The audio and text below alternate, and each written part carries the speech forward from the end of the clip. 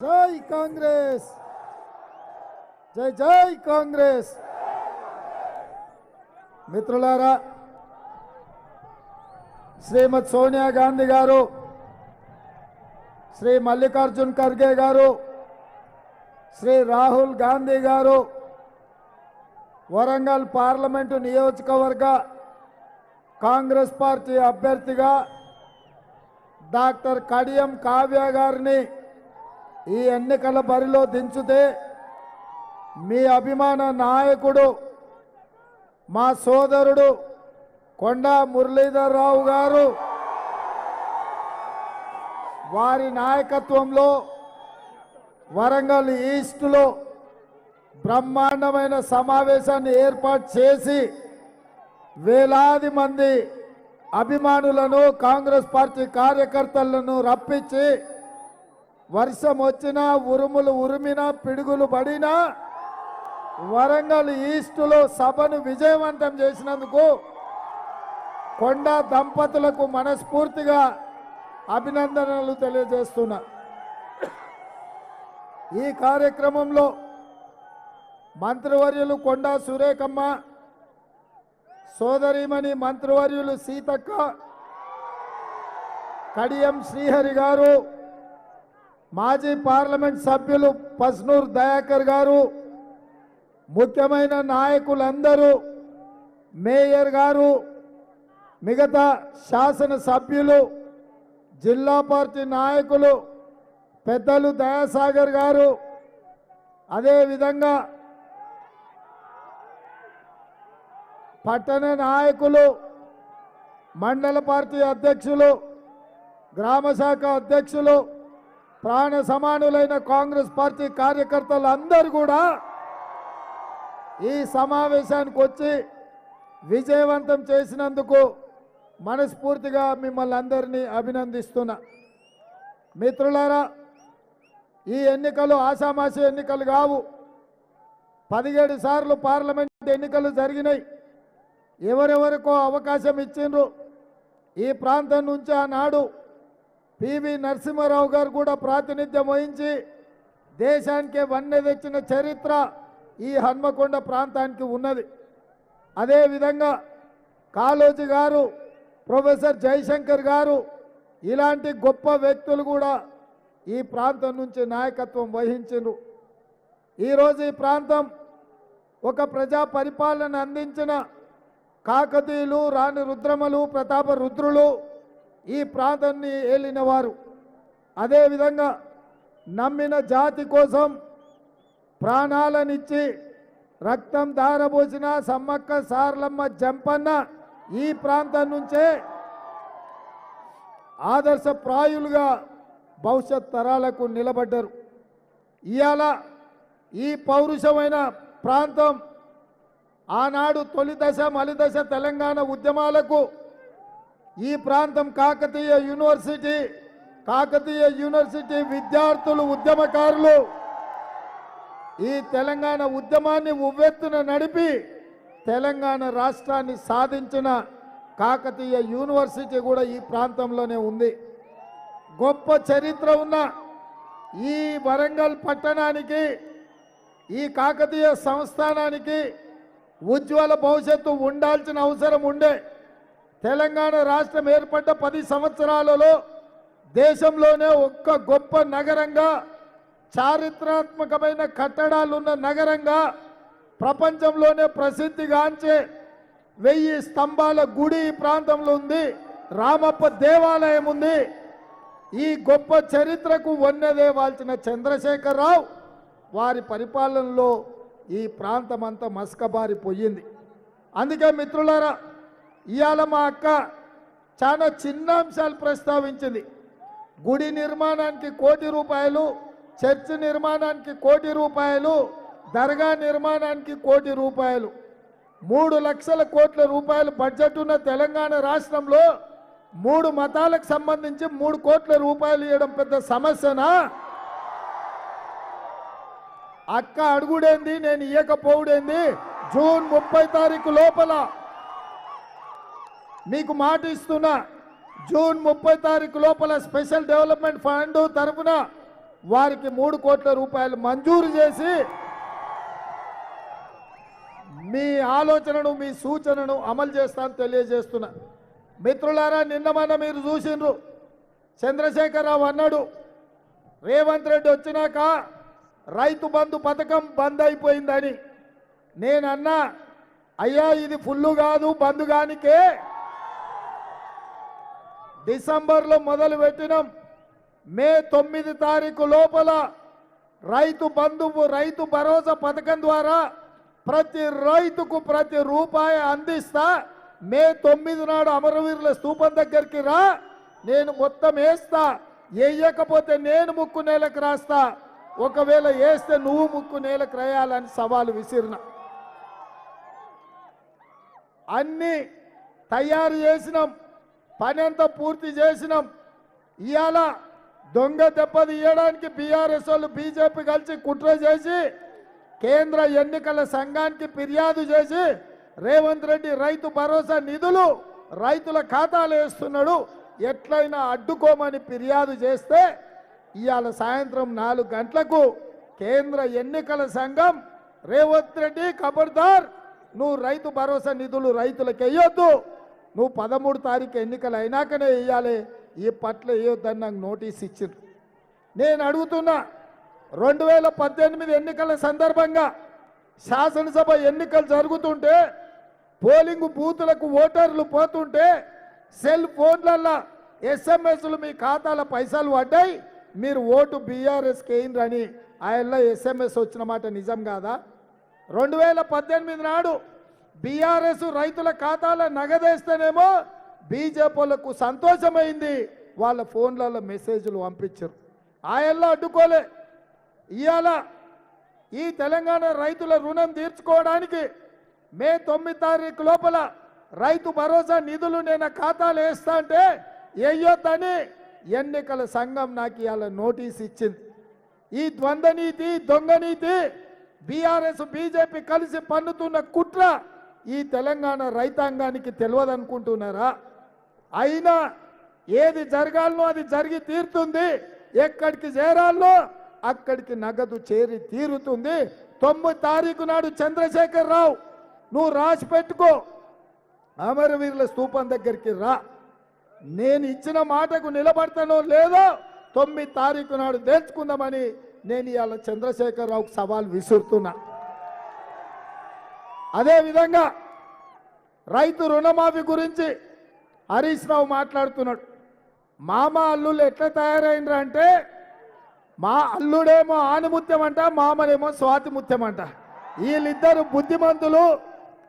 ఈ బుద్ధిమంతులకు సర్ది కడితే బొడ్రాయి కాడవై కూర్చొని భోజనం చేసి మళ్ళీ ఇంటికి వచ్చి బోర్లో వండుకున్నారు 10 ఏళ్ళు. ఎన్నడన్నా ఈ రాష్ట్ర రైతుల గురించి కానీ, ఈ రాష్ట్ర నిరుద్యోగుల గురించి కానీ, ఈ రాష్ట్ర ఉద్యమకారుల గురించి కానీ, విద్యార్థుల గురించి కానీ, ఈ రాష్ట్రంలో ఉండే ఆడబిడ్డల గురించి కానీ ఏ రోజైనా ఆలోచన చేసిండ్రా? 10 ఏళ్లలో 21 లక్షల కోట్ల రూపాయలు వాళ్ళ చేతికిస్తే సిగ్గులేని దద్దమ్మలు వరంగల్కు అండర్ గ్రౌండ్ డ్రైనేజ్ కూడా వేయలేదు, మీకు ఔటర్ రింగ్ రోడ్డు వేయలేదు, మీకు ఎయిర్పోర్టు కట్టలేదు, మీ టెక్స్టైల్ పార్కు పూర్తి చేయలేదు, మీ లెదర్ పార్కుకు అనాపైసి ఇయ్యలేదు. ఇప్పుడే మిత్రులు చెప్తున్నారు. మరి 21 లక్షల కోట్ల రూపాయలు ఏ గద్దెత్తుకపోయింది, ఏ అనకొండ మింగింది? ఇవాళ బీఆర్ఎస్ వాళ్ళు సిగ్గు కాకుండా 100 రోజులు కూడా కాలేదు, అప్పుడే దిగిపో అంటారు. నేను ఒక మాట చెప్పదలుచుకున్నా, మీలాక అడుక్కోనో మంది పిల్లల్ని చంపో ఇవాళ ఈ కుర్చీలకు రాలే. నీలాకటోళ్ళని ఎంతో మందిని తొక్కుకుంటా ఇవాళ ఈ కుర్చీలకు వచ్చిన బిడ్డ అల్లాటప్పగా రాలే. అండగా కొండా మురళీధర్ రావు లాంటి వాళ్ళు ఉండబట్టి, వరంగల్ ఈస్ట్లో గెలవబట్టి ఇవాళ ఈ కుర్చీలో ఉన్నాం. ఎవడో దారిన పోయే దాన వచ్చి నువ్వు దిగిపో అంటే దిగిపోవడానికేమో నీ బానిసలు అనుకుంటున్నావా? అందుకే ఇవాళ స్పష్టంగా నేను చెప్పదలుచుకున్నా, చంద్రశేఖరరావు ఇక పదం అనేది నీ కలలో మాట.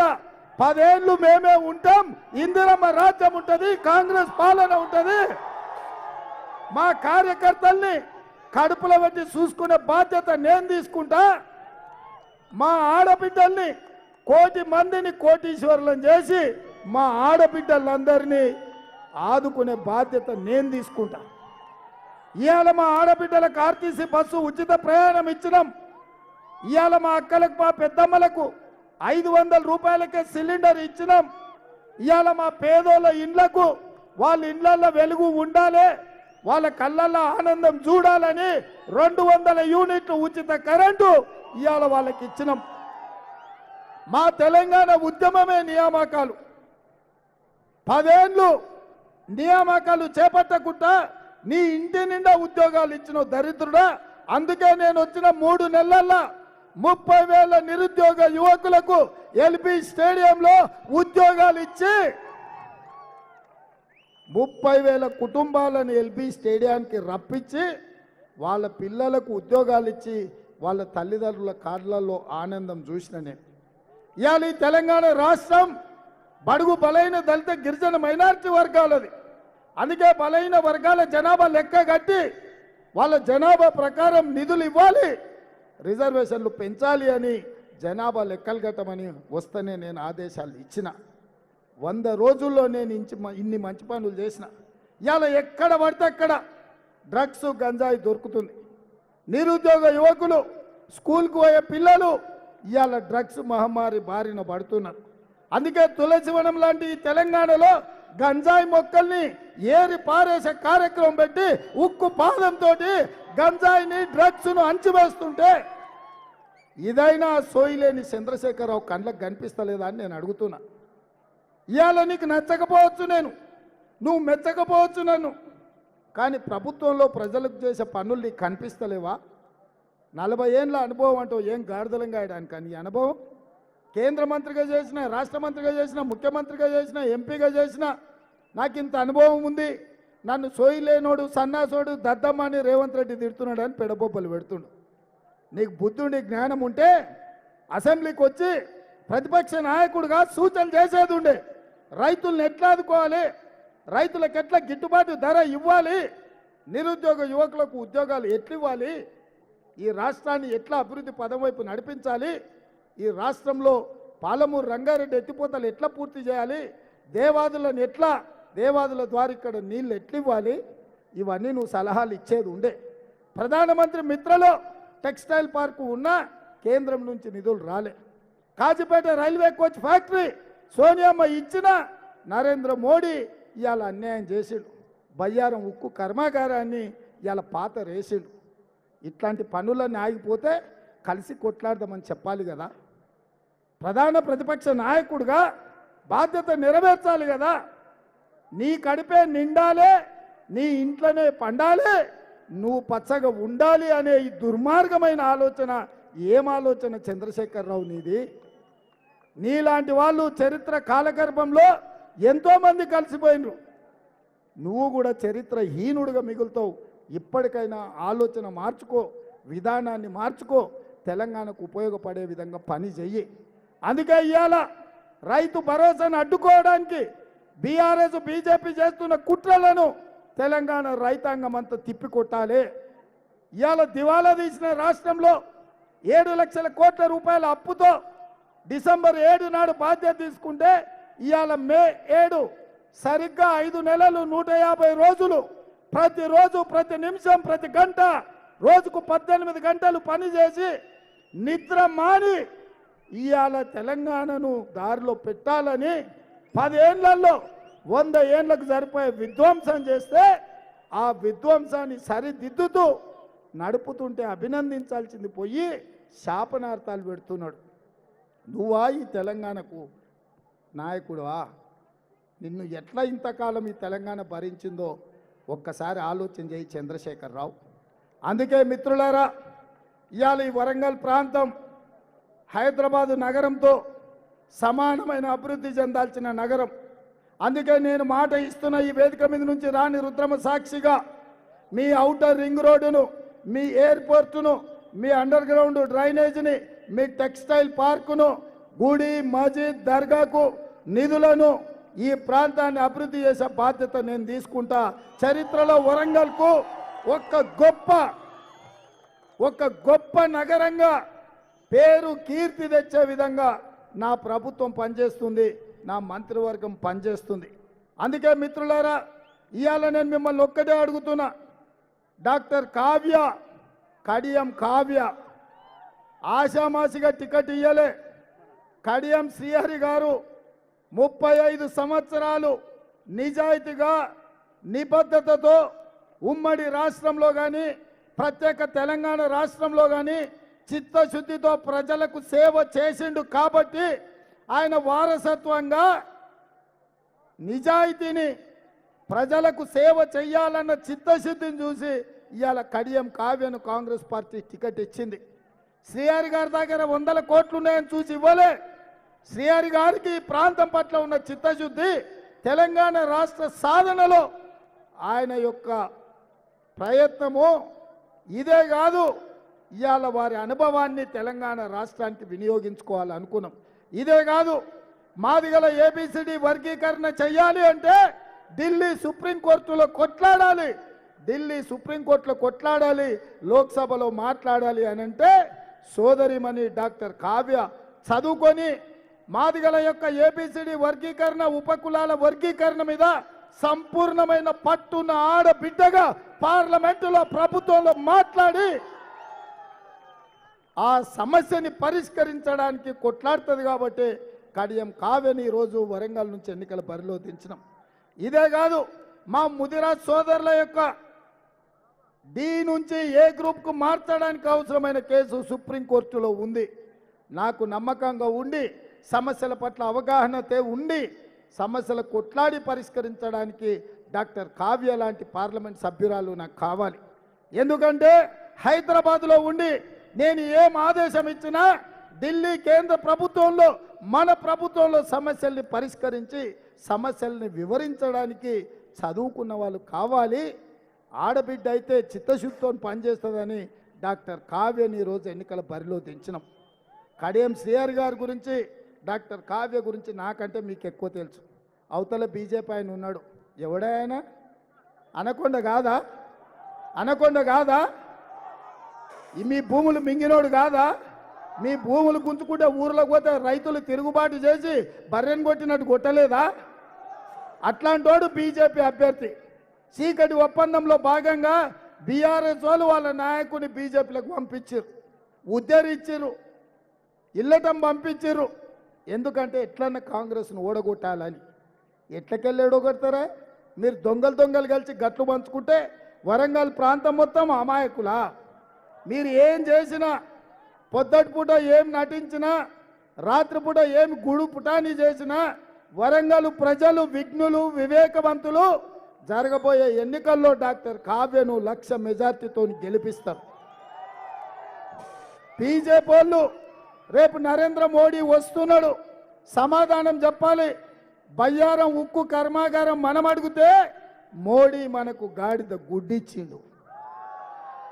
వరంగల్ రైల్వే కోచ్ ఫ్యాక్టరీ మనం అడిగితే మోడీ మనకు గాడిద గుడ్డిచ్చిండు. ఏమిచ్చిండు? ఉంది కదా, ఏమంటారు దీన్ని? మోడీ ఏమిచ్చిండు? బీజేపీ ఏం తెచ్చింది? మోడీ ఏమిచ్చిండు? బీజేపీ ఏం తెచ్చింది? బయ్యారం ఉక్కు కర్మాగారం మనం అడిగితే మోడీ ఏమిచ్చిండు? కాజీపేట రైల్వే కోచ్ ఫ్యాక్టరీ మనం అడిగితే మోడీ ఏం తెచ్చిండు? ఐటీఐఆర్ కారిడార్ మనం అడిగితే మోడీ ఏం తెచ్చిండు? పాలమూరు రంగారెడ్డి ఎత్తిపోతల ప్రాజెక్టుకు జాతీయ హోదా మనం అడిగితే మోడీ ఏమిచ్చిండు? ఐఐఎం మనం అడిగితే మోడీ ఏమిచ్చిండు? ఐఐటి మనం అడిగితే మోడీ ఏమిచ్చిండు? వరంగల్ ఔటర్ రింగ్ రోడ్డు మనం అడిగితే మోడీ ఏమిచ్చిండు? వరంగల్లో ఎయిర్పోర్ట్ మనం అడిగితే మోడీ ఏమిచ్చిండు? టెక్స్టైల్ పార్కుకు నిధులు మనం అడిగితే మోడీ ఏమిచ్చిండు? మరి ఇప్పుడు చెప్పండి మిత్రులారా, పెద్ద గాడిద గుడ్డిచ్చిన మోడీకి బీజేపీలకు కర్రు కాల్చి వాత పెట్టాలనా లేదా? పెడతారు కదా, సిద్ధమే కదా, మీరు అందరూ సిద్ధమే కదా. రేపు మోడీ ఇక్కడికి వచ్చే ముందల ఇవన్నీ మంజూరు చేస్తేనే వరంగల్ గడ్డ మీద కాలు పెట్టాలి. లేకపోతే నరేంద్ర మోడీ గారు మిమ్మల్ని నమ్మడానికి ఎవరు సిద్ధంగా లేరు. నమో అంటేనే నమ్మిత మోసం అని మా వాళ్ళు అంటున్నారు. అందుకే ఇవాళ భూ కబ్జా కోరు దందాలు చేసినోడు నీతికి నిజాయితీకి నేను మారుపేరు అవినీతి పరులను అంతమొందిస్తా అంటున్నాడు మోడీ. మరి ఆరూరి రమేష్ అంత నీతిమంతుడా నాయన? మహాత్మా గాంధీకి తమ్ముడా? సత్యహరిచంద్రునికి? అదే అదే లేదు, అరూరి రమేష్ అంటున్నాను. అరూరి రమేష్ ఇవాళ మోడీ గారు ఒక్కటే మాట నేను అనేది, మోడీ గారు ఏమంటున్నారు? నేను అవినీతి పరులను అంతమొందిస్తా అంటున్నాడు, అవినీతికి పాల్పడేటోళ్లను జైలుకు తోలుతా అంటున్నాడు. నేను సూటిగా వరంగల్ ఈస్ట్ నియోజకవర్గం నుంచి నేను ఒక్క మాట అడగదలుచుకున్న మోడీ గారిని, అయ్యా అరూర్ రమేష్ గురించి నీకెవరైనా చెప్పిండ్రా? ఎప్పుడైనా కనుక్కున్నావా? ఎన్ని వందల ఎకరాలు ఈడ భూములు కబ్జా చేసిండో తెలుసా? అనకొండలాక పేదోళ్ళ భూములు ఎట్లా మింగిండో నీకు తెలుసా? మరి అవినీతి పరుడైన అనకొండను అరూరి రమేష్ను పక్కన పెట్టి ఎన్నికల్లో బీజేపీ నుంచి గెలిపించమని చెప్తున్నావంటే నీ నీతి నేతి బీరకాయలో నెయ్యి ఎంతుందో గంతనే ఉంది మోడీ గారు. అందుకే ఉపన్యాసాలు ఇస్తే సరిపోదు, దానికి తగ్గట్టు కూడా వివరించాలి. ఇక ఆఖరిగా కొండా మురళీధరరావు గారి కుటుంబం నాకు అత్యంత సన్నిహితం. వాళ్ళ అసెంబ్లీ టికెట్ అయినా వరంగల్ ఈస్ట్ కావాలన్నా పరకాలు కావాలన్నా నువ్వేది అడుగుతా అది మీ ఇంటికి పంపిస్తా అని చెప్పిన. బీఫామ్ వాళ్ళ ఇంటికి వచ్చింది. రేపు భవిష్యత్తులో కూడా కొండా మురళీధరరావు గారి రాజకీయం విషయంలో పార్టీ చూసుకుంటుంది. వారికి సమయం సందర్భం వచ్చినప్పుడు పార్టీ మంచి అవకాశం ఇస్తుందని కూడా ఇక్కడున్న మిత్రులందరికీ నేను చేయలేదలుచుకున్నా. కానీ ఈస్ట్ నుంచి అసెంబ్లీలో సురేఖమ్మకి ఎంత మెజార్టీ అయితే మురళన్న తెచ్చిండో దానికి ఒక్క ఓటు తగ్గకుండా కూడా డాక్టర్ కావ్యకు మెజార్టీ తేవాల్సిన బాధ్యత మురళి అన్నది. ఈ ఎన్నిక వరంగల్ ఈస్టులో కావ్య ఎన్నిక కాదు, కొండా మురళీధర్రావు పటేల్ ఎన్నిక. మరి ఆయన ఏం చేస్తాడో ఎట్లా చేస్తాడో ఆయన ఇష్టం. ఆయన మీదనే భారం పెడుతున్నా, బరువు పెడుతున్నా, బాధ్యత పెడుతున్నా. నేను మిమ్మల్ని కలవాలి, వాన పడ్డా ఉరుములు ఉరిమినా మెరుపులు మెరిసినా మిమ్మల్ని కలవాల్సిందే అని చెప్పి మీ అందరి దగ్గరకు వచ్చిన ఇంత రాత్రి అయినా మీరందరూ ఉండి స్వాగతం పలికి ఈ సభను విజయవంతం చేసినందుకు మీకు ధన్యవాదాలు తెలియజేస్తున్నా. ఓకే, అదేవిధంగా నేను ఒక్కటే మాట అడుగుతున్నా, డాక్టర్ కావ్యకు 1,00,000 మెజార్టీ రావాలి. నేను 1,00,000 అంటే మీరు పక్కా అనాలి. ఓకేనా? ఓకేనా? ఓకేనా? రెడీనా? 1,00,000 1,00,000 1,00,000 1,00,000 1,00,000 1,00,000 1,00,000 1,00,000 1,00,000 జై కాంగ్రెస్, జై జై కాంగ్రెస్. హస్తం గుర్తుకే, హస్తం గుర్తుకే. ధన్యవాదాలు సోదరులారా.